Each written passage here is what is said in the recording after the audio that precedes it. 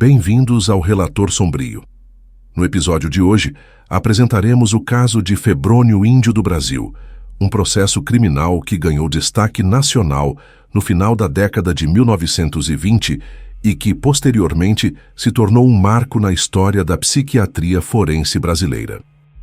Em 1927, após a localização de corpos de jovens em áreas afastadas do Rio de Janeiro, com sinais de estrangulamento e uma marca tatuada no peito, a polícia iniciou uma investigação que levou à identificação e prisão de Febrônio, já conhecido das autoridades por registros anteriores envolvendo o uso de identidades falsas e pequenos delitos. A partir da prisão, o caso tomou outro rumo. O foco do sistema de justiça deslocou-se da comprovação dos crimes para a avaliação da capacidade de entendimento e decisão do acusado, o que resultou na elaboração de um laudo psiquiátrico que o classificou como inimputável, estabelecendo seu encaminhamento para internação por medida de segurança. Esse desdobramento deu origem ao primeiro manicômio judiciário do país, no qual Febrônio permaneceu pelo resto da vida. Nos próximos blocos, apresentaremos a trajetória documentada de Febrônio desde sua infância até sua morte, seguindo a cronologia dos registros oficiais, sem interpretações subjetivas, com foco na reconstituição dos fatos.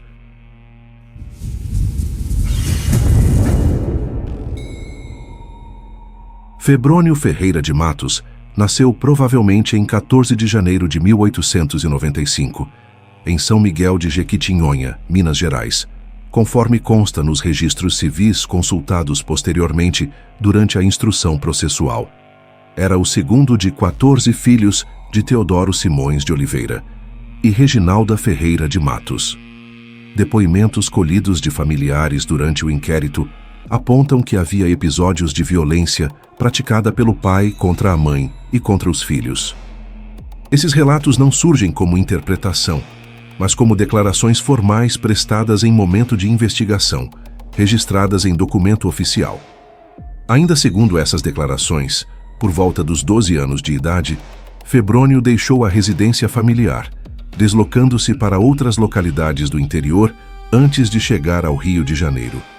Não há documentação precisa sobre esse período de trânsito, o que é comum em trajetórias de crianças e adolescentes em deslocamento autônomo na época. Quando passou a residir no Rio de Janeiro, então capital federal, Febrônio se inseriu em ambientes urbanos populares, como casas de pensão, mercados públicos e pontos de circulação de trabalhadores. A partir daí, sua presença passa a ser documentada com mais clareza por meio de boletins de ocorrência e fichas policiais. Entre 1916 e 1929, aparecem registros de sua detenção por delitos como furto simples, estelionato, chantagem, uso de identidades falsas e exercício ilegal da odontologia. Consta nos autos que, em determinado período, ele utilizou o diploma verdadeiro de um cirurgião dentista, obtido de forma ilícita, para realizar atendimentos e procedimentos básicos em regiões periféricas. Esse dado consta tanto em prontuários policiais quanto em declarações de testemunhas que afirmaram ter sido pacientes do falso dentista. Durante esses anos, a característica mais recorrente documentada é o uso de diferentes nomes. As fichas registram identidades como Pedro de Souza, doutor, Febrônio Simões de Melo e Dr. Bruno Ferreira Gabina. A utilização de nomes distintos facilitava sua movimentação entre diferentes redes sociais da cidade e dificultava a rastreabilidade policial em um período em que cadastros nacionais integrados não existiam. Esses dados surgem não como avaliação moral, mas como informação constante nos registros oficiais que compõem o histórico criminal do réu. No início da década de 1920, consta que Febrônio foi enviado à Colônia Correcional de Dois Rios, na Ilha Grande, unidade utilizada para cumprimento de penas e atividades laborais de internos classificados como reincidentes ou considerados de difícil reintegração. É nesse ponto cronológico que surge a primeira menção formal à mudança de nome para Febrônio Índio do Brasil. A adoção do nome não aparece vinculada a evento específico, comprovável por registro administrativo da época, mas surge nas próprias declarações posteriores de Febrônio, que afirmou ter passado por uma experiência que interpretou como revelação espiritual. Essa informação é sempre apresentada nos documentos como relato do próprio acusado e não como fato verificado por terceiros. Em 1926, ele publicou um livro intitulado As Revelações do Príncipe do Fogo, impresso em tiragem reduzida, cuja circulação se deu principalmente entre contatos pessoais e pequenas livrarias. O conteúdo consiste na reorganização e reinterpretação de trechos bíblicos, especialmente do livro do Apocalipse, combinada a expressões de teor religioso particular.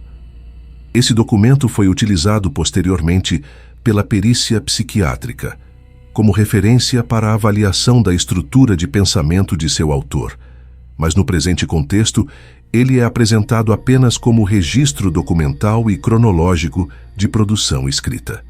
Ao longo desse período, há testemunhos registrados no processo que indicam que Febrônio se aproximava de homens jovens, majoritariamente migrantes recém-chegados ao Rio de Janeiro, oferecendo auxílio, orientações ou possibilidades de trabalho. Essas declarações aparecem tanto em depoimentos colhidos em delegacias, quanto em entrevistas publicadas nos jornais da época, muitas vezes referidas por pais, colegas de alojamento ou comerciantes que presenciaram essas interações em áreas específicas da cidade, como Praça 11 e zonas próximas ao porto. Dessa forma, ao final da primeira metade da década de 1920, observa-se, em termos documentais, 3 elementos definidos: um histórico criminal consolidado, baseado em fraudes e apropriação de identidades, registrado oficialmente em fichas policiais, a adoção de um nome e de uma doutrina religiosa pessoal, registrada pela existência do livro publicado, um padrão de aproximação recorrente de jovens em situação de deslocamento social recente, registrado em depoimentos testemunhais.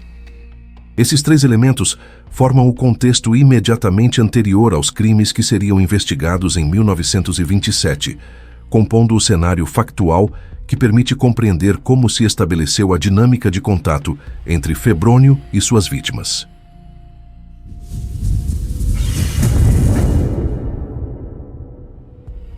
Em agosto de 1927, a polícia do Rio de Janeiro registrou a descoberta de corpos de jovens do sexo masculino em áreas de vegetação afastadas da malha urbana, principalmente na região de Jacarepaguá e da Ilha do Ribeiro.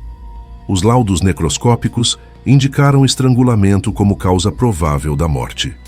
Constatou-se ainda, em mais de um dos corpos, a presença da inscrição manual das letras D, C, V, X, V, IMO na região do tórax, feita por meio de perfurações sucessivas na pele. A repetição desse elemento tornou-se o ponto central na vinculação entre os casos. Os desaparecidos haviam sido vistos pela última vez em companhia de um homem adulto, descrito em depoimentos com características físicas compatíveis com aquelas registradas em fichas policiais de Febrônio. Testemunhas relataram encontros em praças e áreas públicas, como a Praça 11, pontos de trabalho informal e casas de pensão de baixo custo. A abordagem ocorria de forma verbal, envolvendo oferta de orientação, abrigo temporário ou promessa de colocação profissional, em contexto de deslocamento de jovens que haviam chegado recentemente à cidade e que procuravam meios de subsistência. Após essa aproximação inicial, há registros de deslocamento das vítimas para áreas isoladas. Esses locais, no final da década de 1920, eram regiões ainda não urbanizadas, utilizadas para passagem ocasional de carroceiros, coleta de lenha, criação de animais ou descarte de materiais. A polícia concluiu, a partir de reconstituições feitas posteriormente com base em depoimentos, que foi nesses locais que ocorreram as agressões, o estrangulamento e a inscrição da marca no corpo. Com a descoberta do segundo corpo apresentando a mesma sigla, a polícia estabeleceu vínculo direto entre os casos. Os investigadores passaram, então, a cruzar fichas criminais de indivíduos com registros anteriores envolvendo manipulação social e aproximação de jovens. Nesse processo, o nome Febrônio Índio do Brasil emergiu como suspeito, não pela existência de condenação prévia por crimes violentos, mas pelo histórico documentado de uso de identidades falsas e interação recorrente em ambientes frequentados por jovens recém-chegados à cidade. O reconhecimento decisivo veio de um familiar de uma das vítimas, que declarou às autoridades ter visto o jovem acompanhado de um homem cujas características físicas coincidiam com a fotografia de Febrônio registrada em arquivo policial sob outro nome utilizado anteriormente. Em seguida, outras testemunhas prestaram depoimentos compatíveis, mencionando encontros com o mesmo indivíduo. Com essas informações, foi organizada vigilância em áreas onde Febrônio costumava circular. Em 31 de agosto de 1927, ele foi localizado e preso no centro do Rio de Janeiro. O auto de prisão registra que não houve resistência.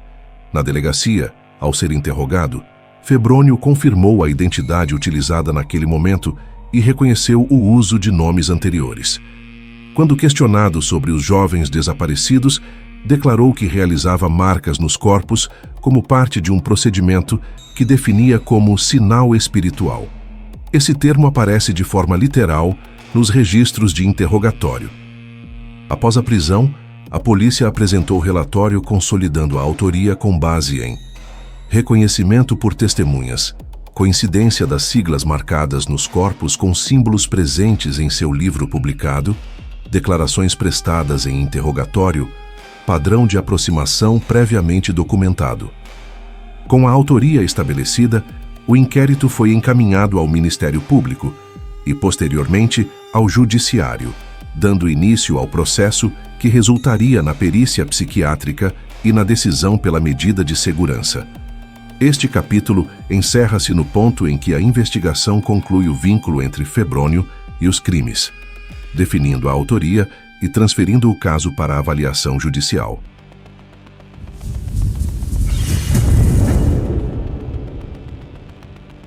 Após a conclusão do inquérito policial e da confirmação da autoria, o processo foi encaminhado ao Judiciário do então Distrito Federal, dando início à fase de instrução criminal. Nessa etapa, a principal questão analisada deixou de ser a identificação do autor, já estabelecida pela investigação, e passou a ser a avaliação da responsabilidade penal, ou seja, se o réu possuía ou não capacidade de compreender o caráter ilícito dos atos e de agir de acordo com esse entendimento. Diante dessa necessidade, o juiz responsável determinou a realização de exame psiquiátrico, seguindo os procedimentos legais vigentes à época. O médico nomeado para conduzir o laudo foi Heitor Carrilho, diretor do Serviço de Assistência aos Psicopatas Criminosos, acompanhado pelo médico Manuel Clemente Reio. A perícia foi realizada com base em entrevistas, histórico criminal, análise do livro As Revelações do Príncipe do Fogo e observações clínicas feitas ao longo de sessões de avaliação. No laudo, datado de 20 de fevereiro de 1928, os peritos classificaram Febrônio como portador de psicopatia constitucional, termo técnico utilizado no início do século XX para definir indivíduos considerados portadores de desvio permanente de comportamento, entendido à época como condição inata e não suscetível a tratamento curativo. O documento concluiu que Febrônio não possuía plena capacidade de julgamento moral ou controle de impulsos, estabelecendo, portanto, que ele não poderia ser responsabilizado penalmente nos termos da legislação penal comum. Com base nesse laudo, o tribunal declarou Febrônio inimputável. Entretanto, essa decisão não resultou em absolvição, com retorno ao convívio social. Em vez disso, foi aplicada a figura jurídica da medida de segurança, prevista para casos em que o indivíduo é considerado perigoso, devendo ser internado em instituição destinada à custódia e tratamento por tempo indeterminado, até que cessasse a avaliação de periculosidade. Nesse momento, surgiu um impasse administrativo. Não existia no Brasil uma instituição específica destinada à custódia de inimputáveis autores de crimes graves. Hospitais psiquiátricos comuns não tinham normas para segurança, e penitenciárias não eram consideradas adequadas segundo o entendimento médico-legal da perícia. Esse impasse resultou na criação do primeiro manicômio judiciário do Rio de Janeiro, estabelecido com a função declarada de custodiar e observar indivíduos submetidos à medida de segurança. Quando a instituição entrou em funcionamento, Febrônio Índio do Brasil foi registrado como paciente no 00001, inaugurando de maneira prática o Sistema Brasileiro de Internação Psiquiátrico Legal para réus inimputáveis. A partir desse momento, sua situação deixou de ser administrada pelo sistema penal e passou a ser regulada pela avaliação periódica de periculosidade realizada por psiquiatras da instituição. Como não havia prazo pré-determinado, a permanência dependia da reavaliação técnica, o que resultou em sua reclusão por 57 anos. Este capítulo encerra-se com a transferência formal do réu para a administração médico-legal, marcando a mudança de um processo criminal para um processo de custódia permanente.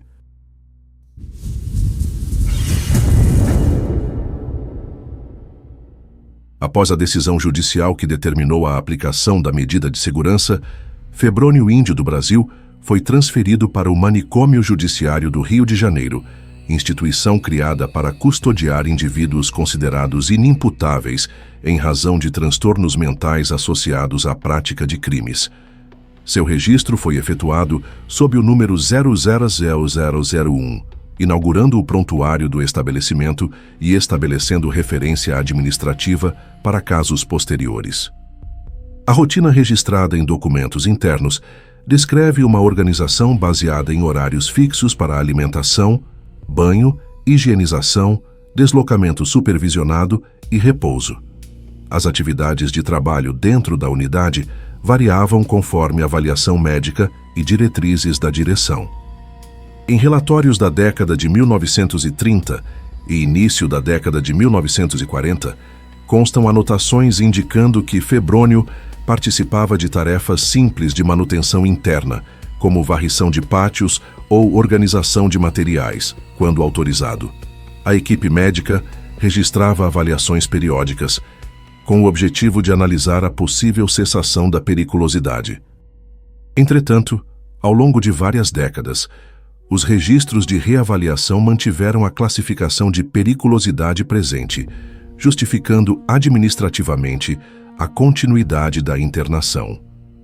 As decisões de renovação da medida de segurança foram feitas com base nesses laudos médicos e não dependeram de novos processos judiciais. Em 1935, há o registro de uma fuga. Durante um período de circulação interna supervisionada, Febrônio conseguiu se afastar da área principal e deixar o recinto.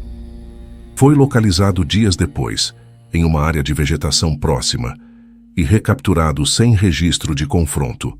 Após o retorno, foi submetido a nova avaliação psiquiátrica e passou a cumprir regime interno mais restrito. A fuga é citada posteriormente em documentos como justificativa adicional para a manutenção do status de periculosidade. A partir do final dos anos 1940, observa-se nos relatórios médicos a descrição de deterioração progressiva da condição física, associada principalmente a problemas respiratórios. O envelhecimento institucional se deu em um contexto de permanência contínua, sem registro de pedido formal de revisão por parte de familiares, uma vez que não há documentação de visitas regulares ou acompanhamento externo estável ao longo das décadas. Conforme registros clínicos, o quadro respiratório se agravou no início da década de 1980, levando à necessidade de cuidados constantes dentro da própria unidade. Em 27 de agosto de 1984, foi registrado o óbito de Febrônio Índio do Brasil, aos 89 anos, com enfisema pulmonar como causa indicada na certidão interna. Após a morte, o prontuário foi encerrado administrativamente e arquivado segundo os procedimentos da instituição. A medida de segurança foi dada por extinta apenas em razão do óbito, uma vez que, durante os 57 anos de internação, não houve deliberação médica ou jurídica favorável à sua liberação. Este é o ponto final documentado da trajetória institucional de Febrônio: entrada em 1929, permanência contínua, morte em 1984, encerramento do caso por registro de óbito.